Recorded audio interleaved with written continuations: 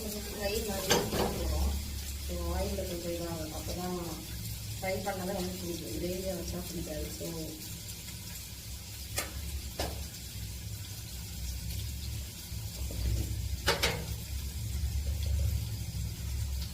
கொஞ்சம் காஷ்மீரி சில்லி போட்டுக்கிறேன். இந்த மாதிரி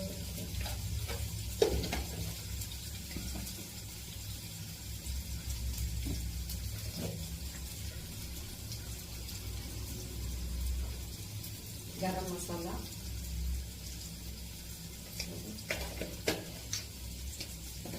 நல்லா எல்லா இடமும் படுறது மாதிரி, எல்லா பீசஸ்லேயும் படுறது மாதிரி கிண்டி விட்டுக்கலாம். எல்லாரையும் விட்டுக்கலாம்.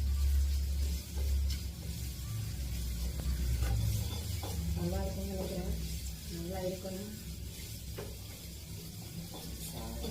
சால்ட், ஓகே, சால்ட் போட்டுக்கலாம். எவ்வளோ இருக்குன்னு தெரியல.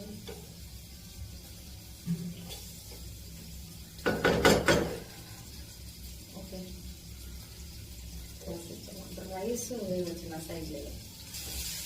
நல்லா பொரிஞ்சிச்சு. நல்லா இருக்கு. நல்லா மணக்கு, நல்ல மணமாக இருக்கு. ஃப்ரை ஆகுது.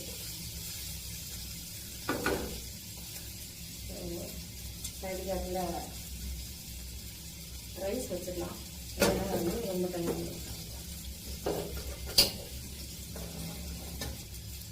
நம்ம வந்து ஆஃப்டர்நூன் மட்டும்தான் ரைஸ் சாப்பிட்றதுனால 100 grams ரைஸ். ஓகே, இதில் கொஞ்சம்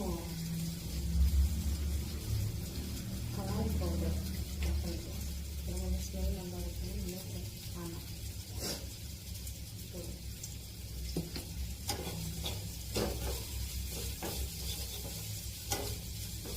இப்போ ரெடி ஆகிடும். ரெடி ஆனதுக்கப்புறமா டப்பு டப்புன்னு மாங்காவை செஞ்சுட்டு ரெடி ஆகிட்டு வந்துடலாம். அதுக்கெல்லாம் அது சேர்ந்தோம். ரெடி ஆகிடுச்சு. நல்லா இருக்கு.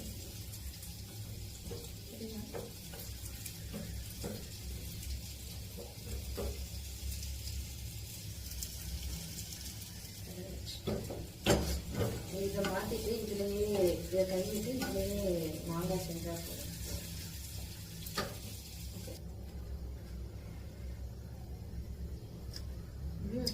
காலிலாம் நல்லா இருக்கு.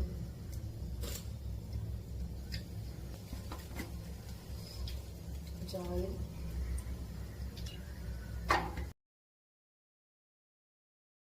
கடுகு,